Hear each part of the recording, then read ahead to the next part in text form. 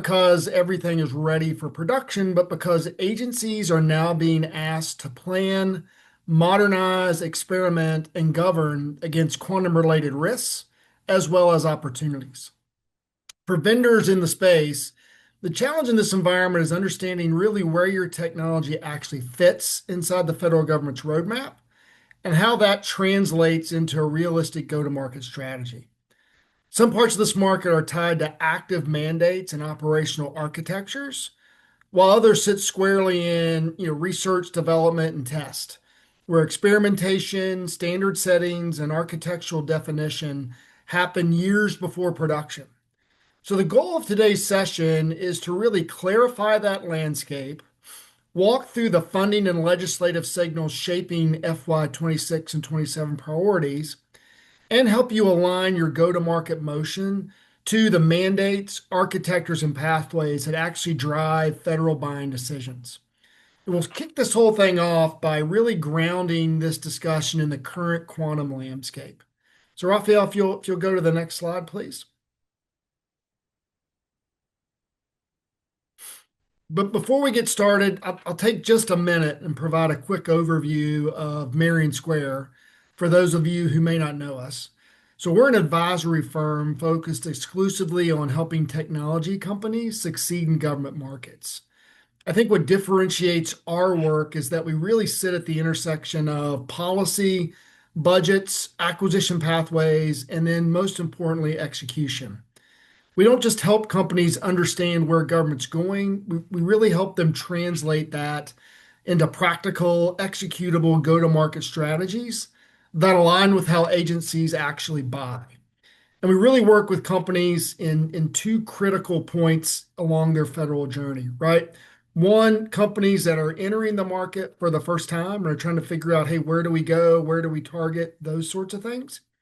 And then others, like companies that already have traction, already have an established government business, but really want to figure out how do we scale that business more? How do we accelerate growth? Those types of things.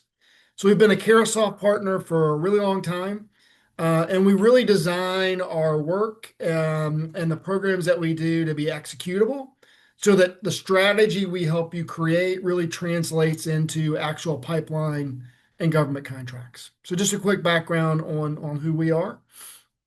Raphael, if you go to the next slide, please. So let's kind of dive in here. So as we look at the market to build an effective go-to-market in the quantum space, I think, and we at Marion Square think it's really critical to first understand how the government is segmenting quantum capabilities into various areas, because those segments determine everything from budgeting to acquisition strategy. At a high level, we see it as there's three distinct parts of this landscape. The first, and I'm sure if you've been following the space quite a bit, is the post-quantum cryptography space. And this is probably the most mature and operationally relevant area right now in quantum. PQC is tightly coupled to cybersecurity mandates, zero trust implementations, crypto modernization, cloud migration, and I think most importantly, this long-lived data protection strategy.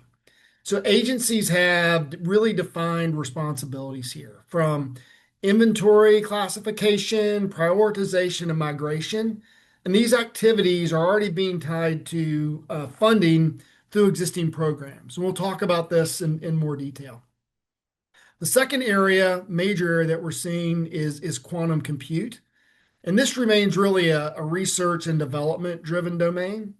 Activity is concentrated in agencies like Department of Energy, DARPA, NSA, NSF, national laboratories, where quantum compute is evaluated for things like mission modeling and simulation, optimization, and scientific workloads. Engagement in this area really happens through research programs, test beds, and partnerships, and really not enterprise procurements at this moment. The third space that we'll talk about is the quantum networking and secure communications. This also is a research and development focused area, but it's increasingly becoming more and more structured. Department of Energy operates large quantum networking test beds, and DoD organizations, particularly the Navy and some of the new coming budget stuff in FY26, are formalizing experimentation environments to explore future secure communication architecture. The important point is that these are not three versions of the same market. They have different maturity levels, different buyers, different funding mechanisms, and expectations on outcomes. So aligning your technology to the correct part of the landscape is really foundational to a go-to-market. With that context, we'll now take a look at funding and legislative signals that are shaping agency priorities here in FY26 and into the future. Raphael, next slide, please. So from a legislative standpoint, this is what we feel is actually shaping agency behavior in FY26 and even into 27. The strongest near-term signal right now is the 26 NDAA, and I'll pause here because we've got the first poll question. Okay. So from a legislative standpoint, this is what, again, I think is shaping the behavior in 26 and 27. So the strongest near-term signal is the 26 National Defense Authorization Act. And if you're following this, right, Congress is probably going to vote on this today to get it finalized. So this is really timely. But in this act, Congress is directing the Department of Defense or Department of War, as it's known now, to develop a strategy on quantum readiness, which forces the department to think about cryptographic modernization, quantum resilient communication. I think this is a big one out there now, workforce readiness, and then long-term mission exposure. The NDAA also funds DARPA's quantum benchmarking programs and establishes the Navy's quantum communication corridor. Again, these are not production programs, but they're structured multi-year RDT&E investments that really formalize experimentation and provide real entry points for vendors. We also see spending, as we talked about, or spending legislation, as we talked around PQC. So including bills that signal congressional intent to accelerate migration planning, define thresholds for quantum risk, and increase visibility into agency readiness, right? These bills matter even before Congress passes them because they shape OMB expectations and influence budget justifications and narratives, right? So I know there's been some PQC legislation in the past that really hasn't been followed. I think you're going to see coming out of this budget that there'll be some real teeth put into this legislation, and I think you're going to see some more executive orders coming out that are really going to force agencies to move forward this PQC migration rather quickly. So I think this is going to become a real priority as we look at this market. And then finally, longer term investment continuity is reinforced through the reauthorization of the National Quantum Innovation Act, which really sustains funding for things like DOE, NIST, National Science Foundation, and National Lab Research. Especially like this is going to be really around the quantum compute and the networking areas. Next slide, please, Raphael. So again, overlaying all this are agency policy signals like CNSA 2.0, which already influence how defense and intelligence programs make cryptographic and architectural decisions. The takeaway is not that quantum is everywhere, but that agencies are being explicitly guided where to prepare, where to experiment, and where architectural decisions are starting to solidify. So keep an eye on these big programs or these big legislations. Next slide, please. So let's translate this into, what does all this mean for vendors? And I think there are really four practical implications here. First, as we've talked, PQC represents the clearest near-term opportunity. So this work lives inside cyber modernization, zero trust execution, cryptographic modernization, cloud migration, and I think really importantly, this long-lived data protection programs, which again, we'll talk a little bit more about. And so vendors with relevant capabilities can really go out and I think should go out and start to engage now with agencies. But again, only if they can map directly to workflows agencies are accountable for. The second is the quantum compute and networking opportunities do exist, But keep in mind, they're going to exist through research, development, and test environments, not operational procurements like PQC will be in. So you got to think about DOE test beds, DARPA programs, Air Force Research Lab initiatives, Navy experimentation environments, and where these capabilities are evaluated and shaped. Participation in these environments matter, I think, really strategically for organizations. And we'll hit this, but these test environments is really where these organizations are going to start to set government architectures and frameworks, right? So it's really going to help you get in on the ground level as these things start to expand. The third key thing I think that vendors need to think about is messaging must align to mandates and approved architectures. And we talk about this all the time, right? This is really critical. Federal buyers are evaluating technologies in the context of mandates and reference architectures that they're accountable to, not just generic product descriptions. So you really have to take the time to make sure that your messaging and your go-to-market aligns, to know what these mandates are, and you align to them. And then the fourth, expectations, right, for organizations must match the timelines and the pathways, right? So PQC aligns to near-term operational programs. Compute and networking align to multi-year research and development cycles. And misaligning these expectations is one of the fastest ways, I think, to really kind of fall short in this market. So what we'll do now is we'll kind of dive deeper into each one of these areas and give you some advice on how to think about them and how to attack them. So Raphael, if you'll go to the next slide, please. So we'll start with PQC, and agencies are really starting to accelerate, I think, this PQC spending because of really five external forces that are pressuring them simultaneously. First, we've talked about it for a long time, but I think agencies know that their long-lived data is really kind of already at risk from foreign collection. So I've heard anything that's going to be valuable for 5 to 7 years or longer. You need to go ahead and start protecting that now to prevent the harvest now, decrypt later problem that's coming up. So anything with a long retention obligation or is mission relevant really has to be protected now. You can't wait until a quantum computer arrives. So that's one of the big things that's been talked about. But I think organizations and agencies are starting to pay more and more attention to it. Second is the zero trust and cyber modernization dependencies, right? And we're going to talk about funding and how all this fits in a slide or two here. But PQC, you really need to be thinking about it, is really embedded across identity, data, applications, and device modernizations. And if agencies modernize, right, we move to zero trust or we do these upgrades and modernizations now without thinking about or now including PQC, they really create new and encryption technical debt that they're going to have to go back and change just a few years from now.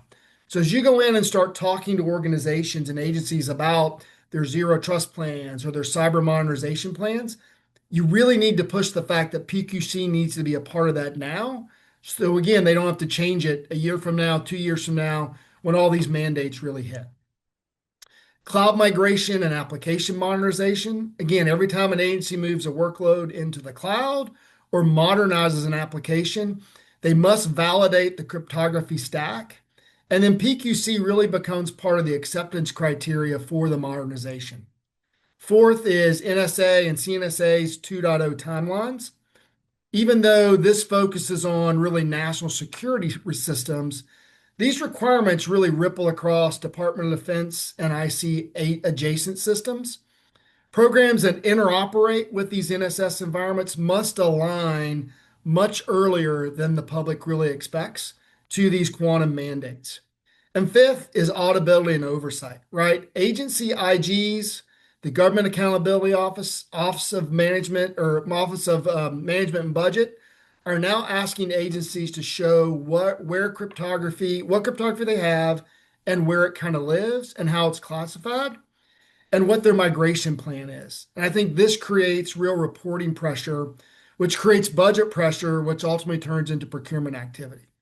So these are really the five drivers, if you put them all together, that we think are really driving this motion or this push towards post-quantum cryptography that agencies are going to have to follow. And as you think about your go-to-market, think about it, how it fits into these terms. Raphael, if you'll go to the next slide, please. But one thing I think that confuses a lot of vendors in the space is, where is the money for PQC and where does it actually sit in the budget? Because if you go through the agency budgets, which we do all the time, there's really no big PQC program line item in a budget, right? So instead, PQC funding today, from what we're seeing, is really embedded across modernization programs that agencies are already running. So you'll see it first in like zero trust implementations across things like identity, data, application, and device pillars. Anywhere an agency is tightening authentication, encryption flows, or segmentation access, cryptography is in play and PQC becomes part of the design conversation.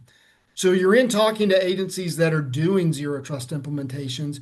You need to talk to them about where PQC fits and this whole notion of crypto agility.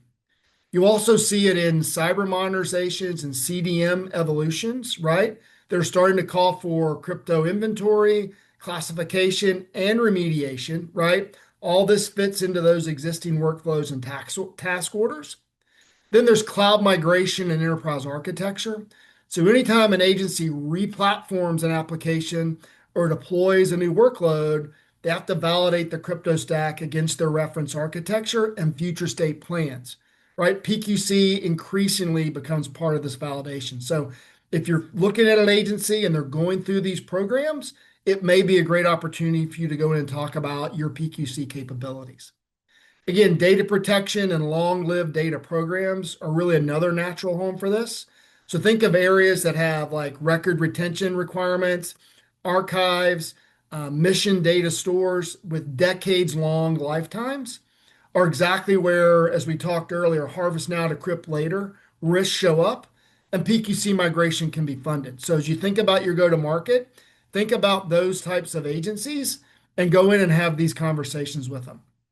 I think the key point is PQC funding is not going to be isolated in a PQC line item. It's going to be distributed across modernization budgets agencies are already executing against. So if your go-to-market doesn't align with these existing programs and budget lines, you won't find dollars, right? So you really need to start putting your go-to-market through this type of filter. Next slide, if you would, please, Raphael.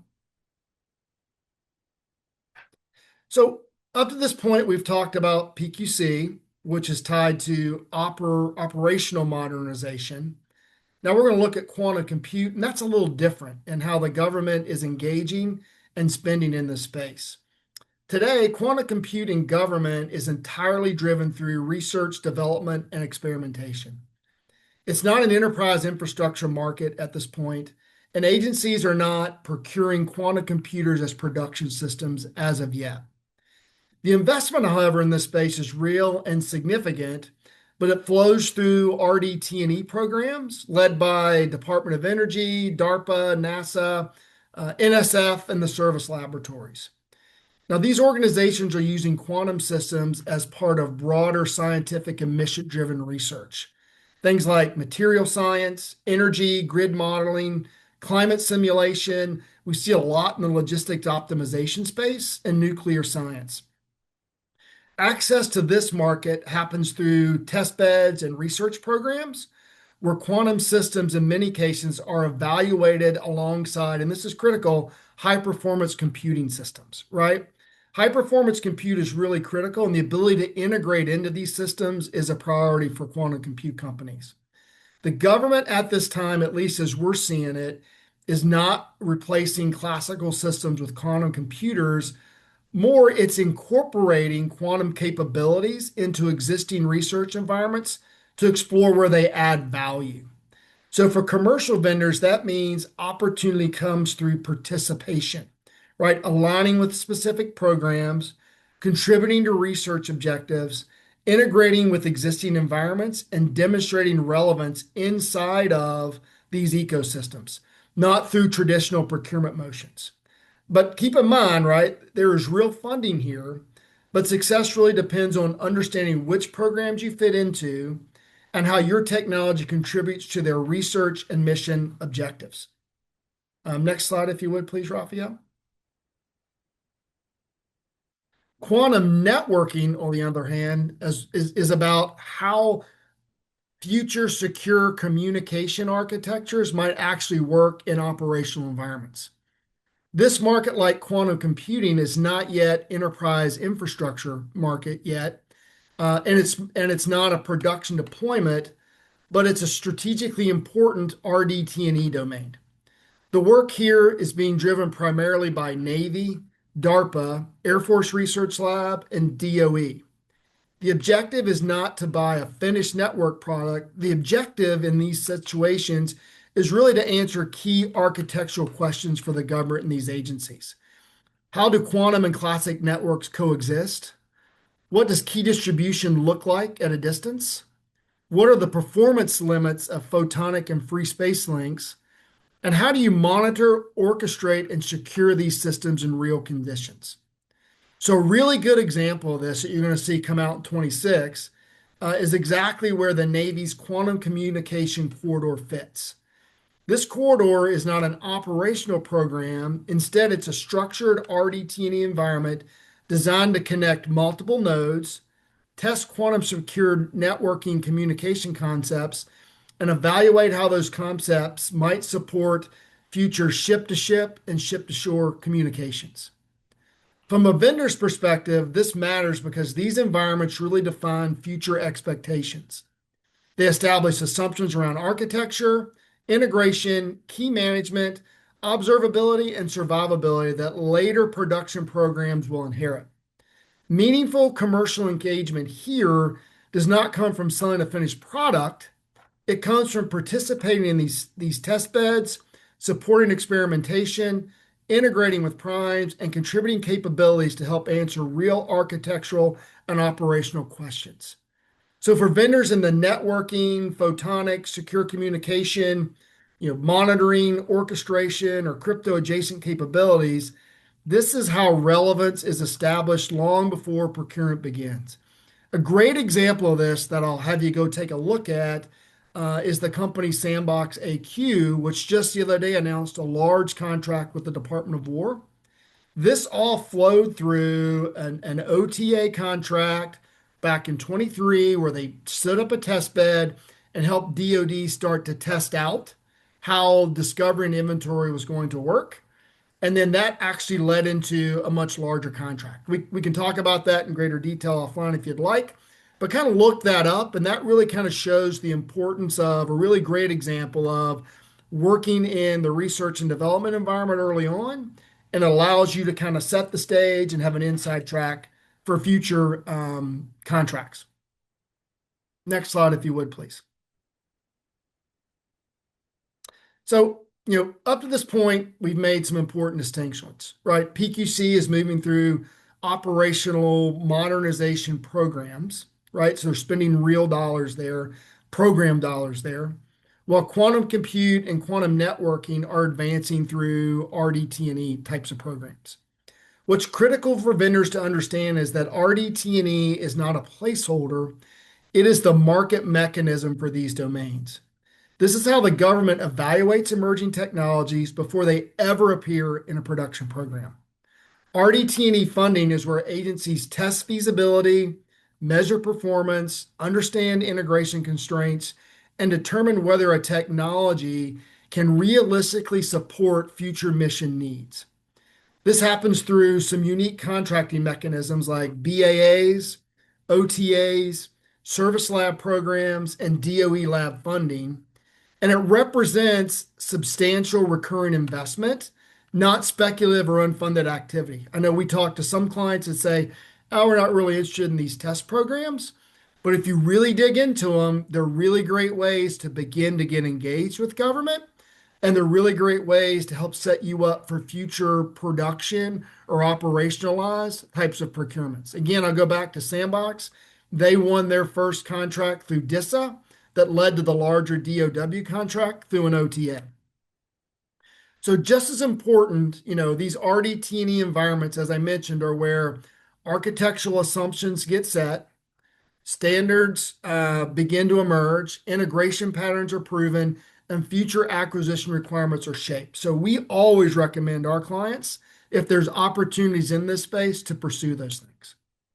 For vendors in quantum compute, quantum networking, success is not about waiting for a procurement program to appear at this time, because I don't think they're going to, but it's really about participating in the RDT&E ecosystem that define what future productions will require, right? And this is the lens through which the rest of quantum compute and our networking discussion should be viewed as we talk about this. So again, I can't stress this enough, the importance of, if you're in those spaces, don't overlook them and think you're going to wait till the procurement, a production procurement comes out.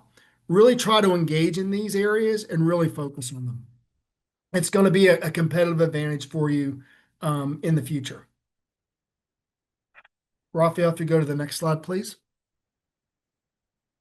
Oh, sorry, next polling question.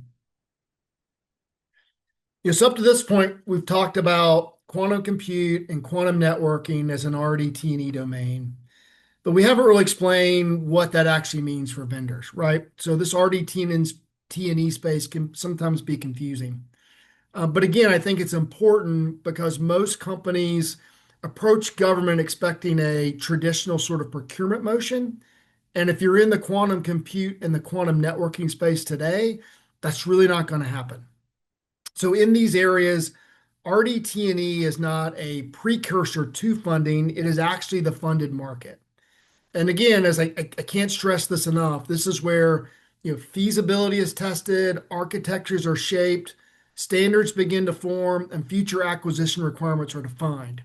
So what we've got next over the next few slides are 5 concrete ways vendors can actually engage in these environments and the scale of the funding behind each. In a way, I think that is, for you to start to think about, that is realistic, defensible, and aligned with really how government operates. So if you hit the next slide, please, Raphael. So what vendors need to understand in this RDT&E environment is that you don't need to go create demand in quantum compute or networking by inventing these really new or unique use cases. And this is not how this RDT&E market really works.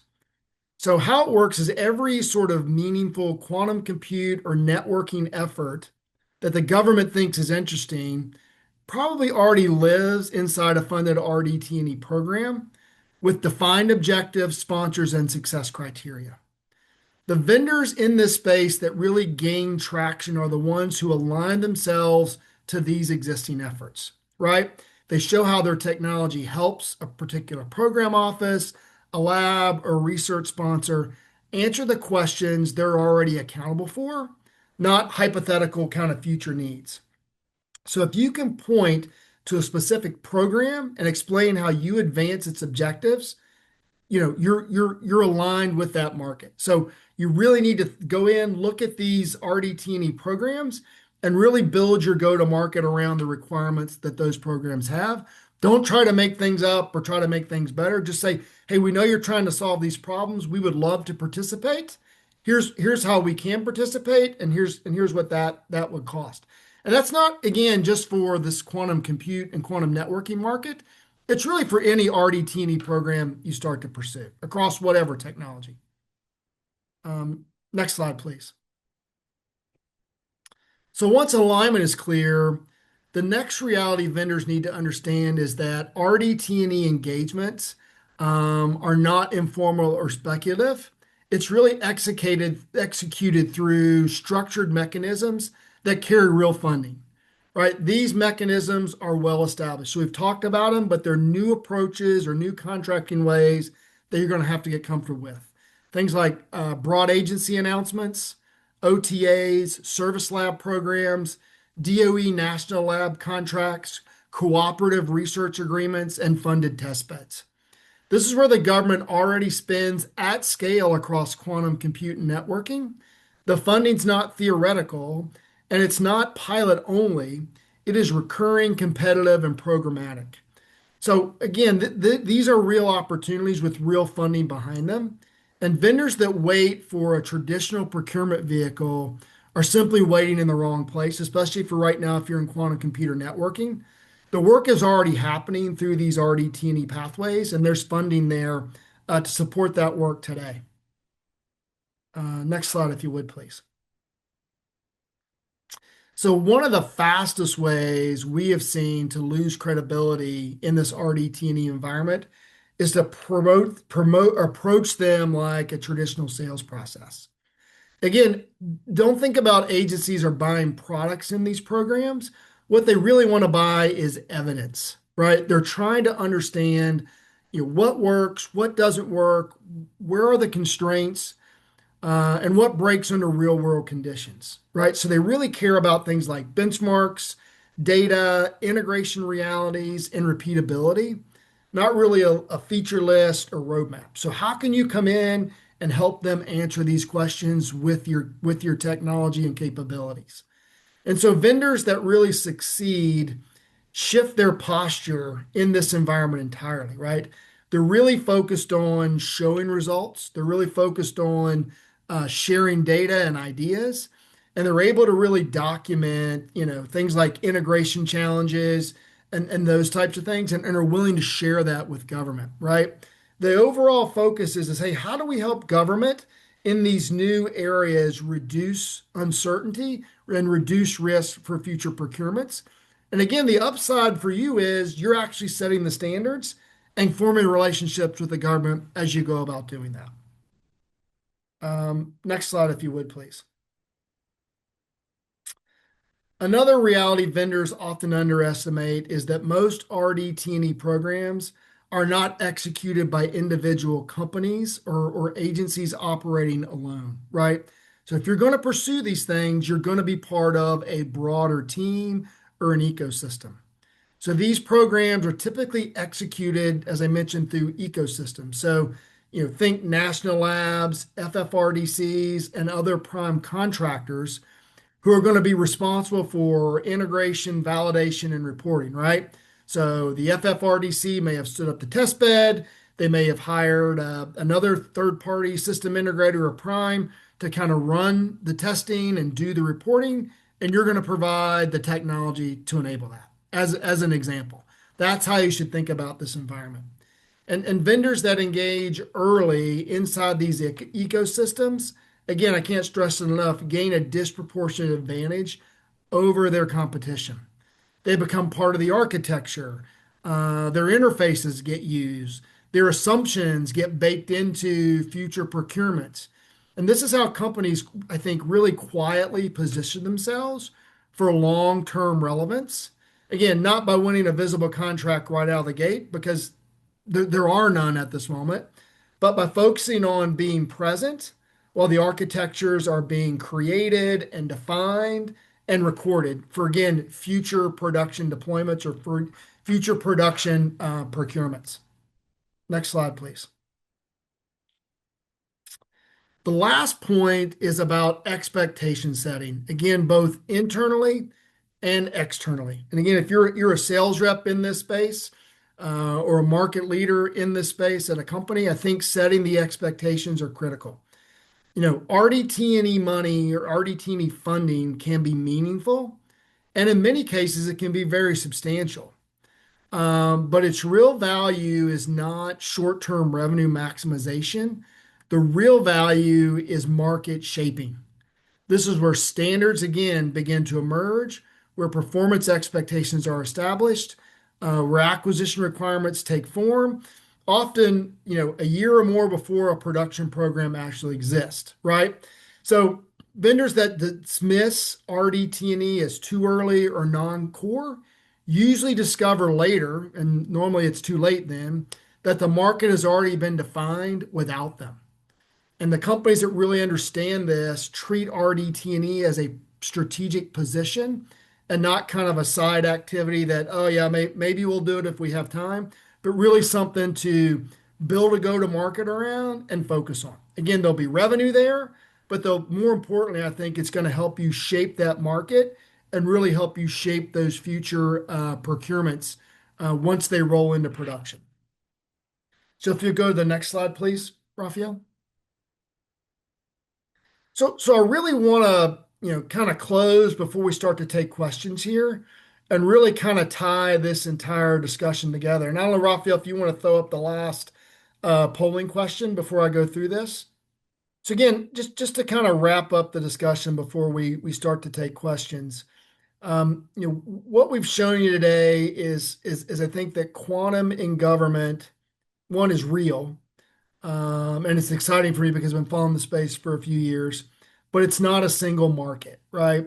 It's two very different ones operating in parallel. On one side, you have post-quantum cryptography, and this is a mandate-driven, operational, already funded sort of market.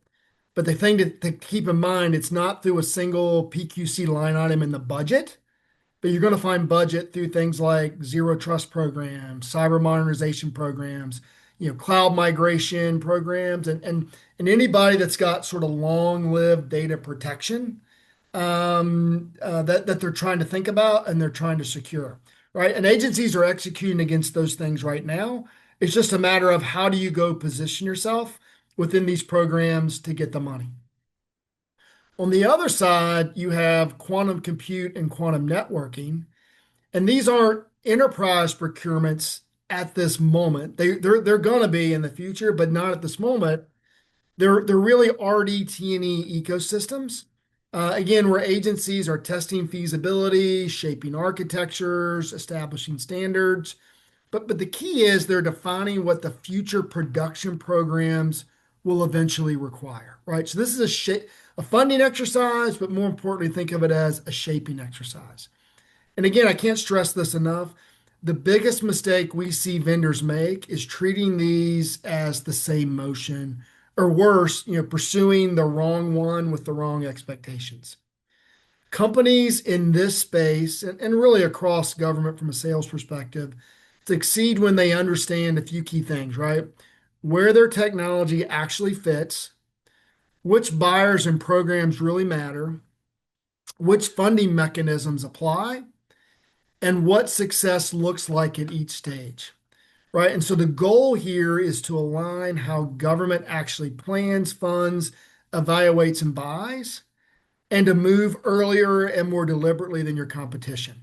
And really, that's how we see companies in this market really winning. So again, I think quantum into 26 and in the future is going to be a really big market. Just make sure you're aligning yourself appropriately and you're really starting to shape these future procurements if you have the opportunity to do that to give yourself the inside track. So with that, Raphael, I don't know if we've got questions, but I'll pause and take some questions. Thank you, Harvey. Again, if you'd like to submit a question, please look to the Q&A pod at the bottom of your screen. Looks like we do have some questions here. Someone asks, what is a realistic timeline for moving from inventory to actual cryptographic migration, and what will be the biggest challenge for that process? Yeah, so I think it's going to move pretty quick, and I'll give you my perspective on it. I think once agencies do their discovery and inventory, they're going to come across real problems. Not that they're not secure today or there are other issues, but the agencies are large, they're complex. And I think when they do this discovery and inventory, they're going to come across some real problems that they're going to have to very quickly come up with a way to remediate those problems. And I just think that's going to start to drive this migration. Like, oh my gosh, this system we thought was encrypted, it's not even encrypted, or this system has really out-of-date encryption. We need to encrypt it now. And we're not going to just throw traditional RSA encryption on it because we're going to have to rip it out, a year later. So I think that's really going to start to drive this migration a lot quicker than when organizations think. The second part of that question, we talk about the challenges of it. I think the biggest challenge in this migration is going to be the whole making sure things are compatible. So, as you start to piece this together, you're going to have systems that Microsoft or Palo Alto or Google are going to just upgrade for you. But then you're going to have, I've seen numbers as high as 20 to 30% of internal systems are owned and managed by government agencies, and they're going to have to figure out how do we migrate those ourselves, and can they even be migrated, right? Like some of them were built a long time ago. What's going to happen when you drop one of these new algorithms into it? So coordinating all of that and making sure things are compatible and can work. When, hey, we have a new system that Microsoft launched that is post-quantum, cryptography relevant. We don't have this system converted over yet. Is it going to work together? Or, hey, we're trying to upgrade this internal system. What's going to happen when we drop a post-quantum cryptographic algorithm in it that's way larger than RSA? Is it going to blow up? Are there going to be latency issues? So this mapping and this compatibility, I think, is going to be one of the biggest problems that are out there. Someone asks, harvest now, decrypt later issue that you mentioned earlier in your presentation. What solution would you recommend to agencies to help protect against this today? Yeah, so I think, again, if you follow what government's asking for, the first thing is to do your cryptographic inventory to understand kind of what all is protected. But if you look specifically at those systems that have long-lived data in them that you really need to protect from harvest now to crypt later, go out and get you some of these new standard PQC algorithms that NIST just released. I think it's 203, 204, and 205, right? These post-quantum cryptography algorithms and deploy those like today, right? Because RSA encryption, organizations, foreign states are stealing that information today. And when a computer is ready to go in the next 3 to 5 years, they're just going to be able to decrypt that data. If it's still valid, there's nothing we're going to be able to do about it. So you really need to think about getting those post-quantum algorithms in place as soon as possible. And again, if you want more information, I'm happy to chat kind of offline on this. But there's several options that you have out there. But really looking at those and trying to get those encryption algorithms in place is I think the only way to solve that problem. For the smaller technology providers in the quantum security space, what would you say the best way is to enter into the public sector market? Primes, labs, SBIRS, or all of them? Yeah, so I think you're kind of hitting the core pieces of the discussion here. Is at Marion Square when we work with clients and put go to markets together for them, we kind of look at all those spaces, right? So again, I would say it depends on what your technology provides in the quantum security space. But I would look at again a lot of those zero trust migration plans, see which agencies are really spending in those areas, develop a message that is relevant to what that agency is doing and show where you fit in that marketplace and approach that agency as one path. The second path would be a lot of these programs are being driven by the primes or the systems integrators. So take the exact same message and take it to the primes and the integrators because they may be the ones responsible for that delivery, responsible for that task. And then the third thing is, as we mentioned there, the labs, the SBIRs, all those innovation programs are great things to pursue as well for all the reasons we mentioned in the presentation. So I would actually follow all three of those, but I wouldn't do it for every agency. I'd really do some upfront research, and again, this is what we do with our clients is a lot of upfront research to make sure that where you're placing those bets have a really good likelihood of a positive outcome. What architectural assumptions today do you think will age the worst as quantum capabilities mature? So look, I think the easy one that'll age the worst is sort of I think the current RSA and PKI environment that's out there. Agencies are going to have to look and really get those changed into this new post-quantum algorithm. I think that's probably the thing that's going to age the worst over time is the current cryptography infrastructure. And that's why you're hearing a lot of organizations and government talk today about this notion of quantum agility because full disclosure, and if you can read the NIST, a lot of the NIST documentation, they'll talk about, hey, these are the algorithms we think are going to work with a quantum relevant computer. However, we don't have a quantum relevant computer to test them against.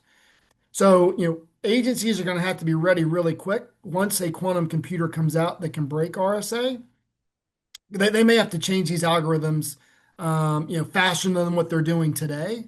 And if that's the case, you need to set up an environment that will allow you very quickly to change those out. And that's this whole notion of this crypto agility.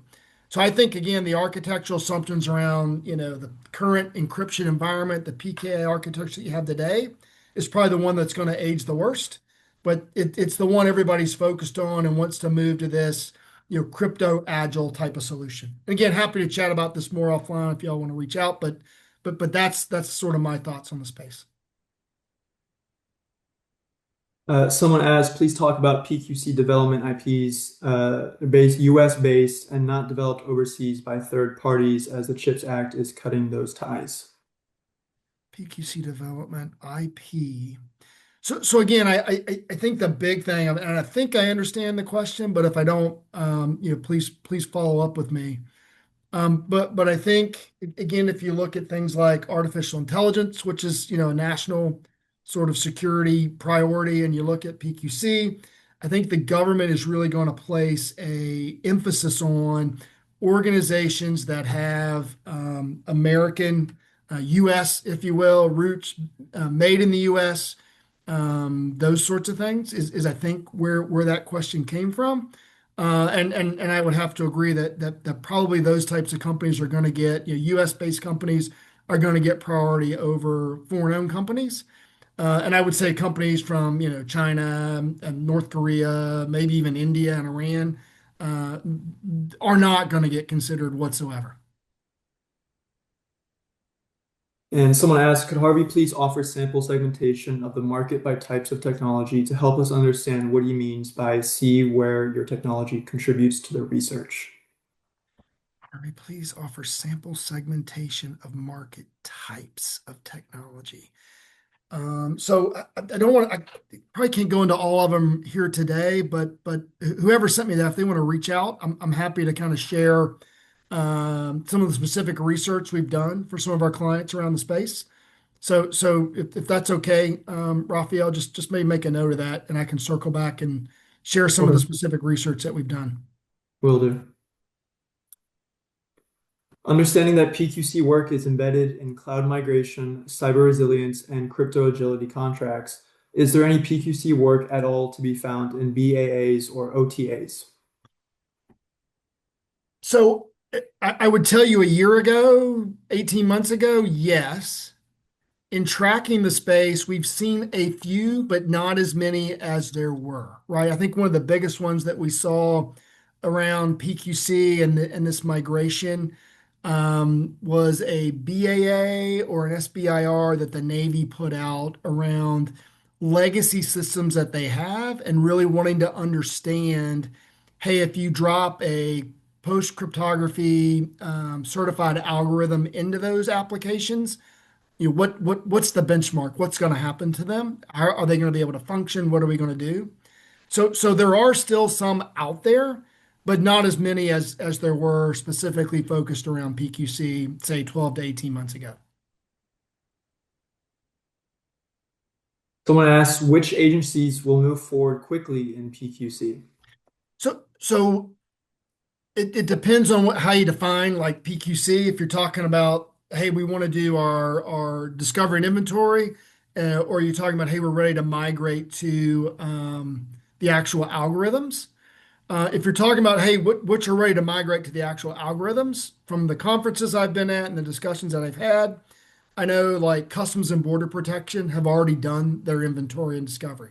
So I think they're ready to kind of migrate, right? Meaning we're ready for, to remove RSA and start to put PQC relevant encryption in.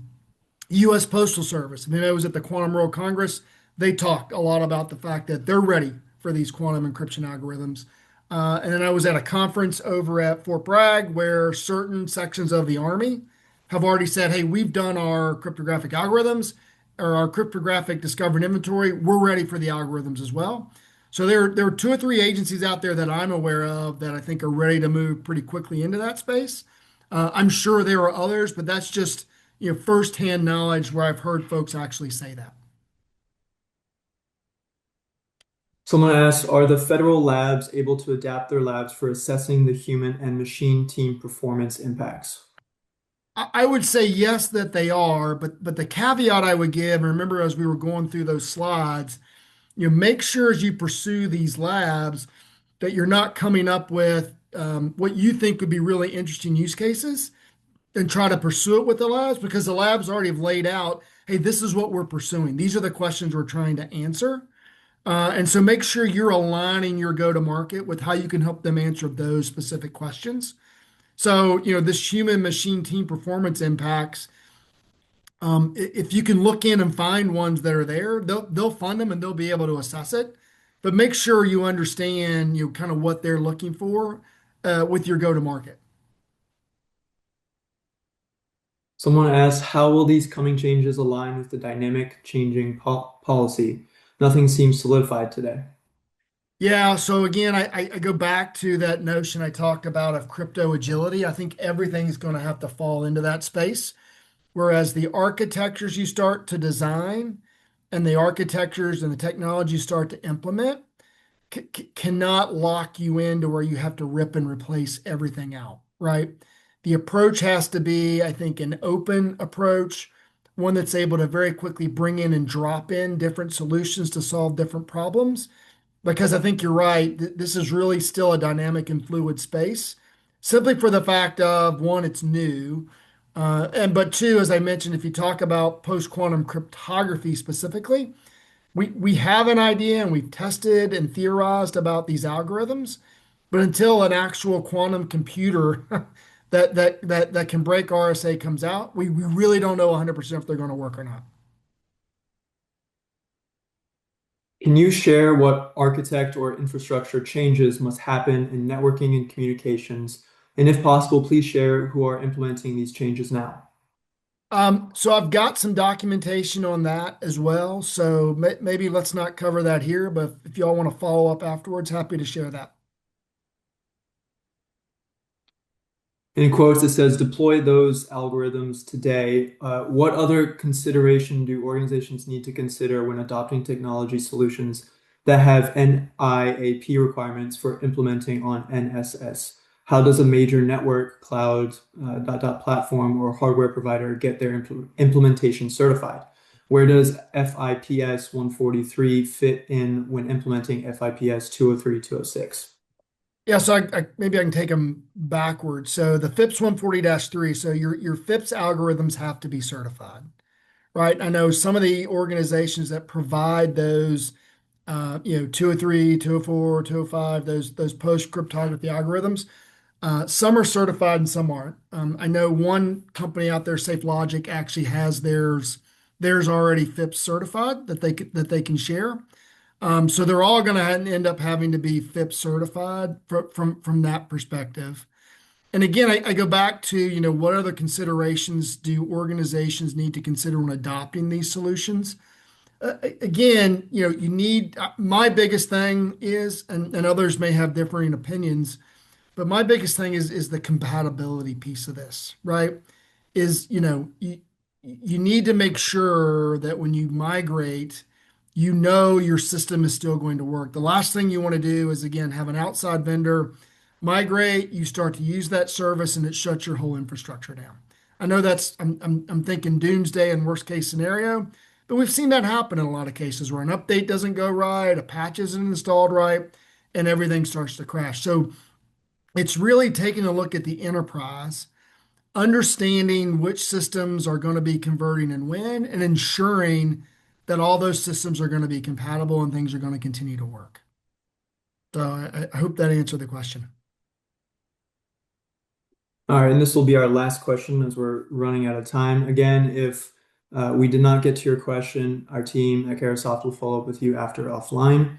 Someone asked, you mentioned integration, interoperability, and PQC algorithms. Who will be responsible for security compromise when PKI infrastructure works but has to revert or step down in order to operate? Yeah, so I think what you're asking is hey, if Microsoft decides they're going to deliver a post quantum cryptography certified solution, and all of a sudden everything breaks down, like who is responsible for it? Microsoft or the government? That I'd probably answer that's a question above my pay grade, but I would tell you that is the fear that I'm talking about. And most organizations or agencies think all I have to do is my discovery and inventory and I'm done. Ooh, I checked that box. I can wait now. But my argument has been that this is really the first step, like the tip of the iceberg in this migration, and a lot of planning and thought needs to go into it. Like we've actually worked with Caresoft and we built out this whole pre-assessment program for agencies. It looks at just those things, right? It comes in and it looks and it says, are you ready for this discovery and inventory? And then it looks at what kind of tool maybe do you need? Because some organizations don't even need a tool, right? You don't need to go buy a standalone discovery and inventory tool. You may have the technology already there, or maybe you do need one. It just depends on kind of where you're at. But then once you produce those reports, that's when the real work begins of doing your gap analysis, doing your roadmap as to who's going to be migrating and what systems are going to migrate and when, and then in setting up your test environment to ensure that all these things are going to be compatible, right? That's all sort of the work under the surface of the water from that iceberg analogy. But we've got a lot of information around that, Raphael. So if they want to reach out, post this, and take a look at some of that, we're happy to share that with them. Alrighty. And if there are other questions that we didn't get to, I'm happy to, kind of respond afterwards. Thanks again, Harvey, for your participation. I want to thank all of our participants for joining us today. We hope that you found this webcast informative and helpful to you and your organization. Please take a moment to answer the questions that will appear on your browser after the webinar. We appreciate your feedback. For those who met the CPE requirements today, you will receive your certificate of completion within 2 weeks. If you have any further questions or would like to request more information, please feel free to contact us. Our contact information is currently being displayed, so please don't hesitate to call or email us. And finally, in the next day or two, we will be emailing you all a link to an archived version of this webcast, along with a few additional resources, so you can review it or pass it along to a colleague. Thank you again for attending.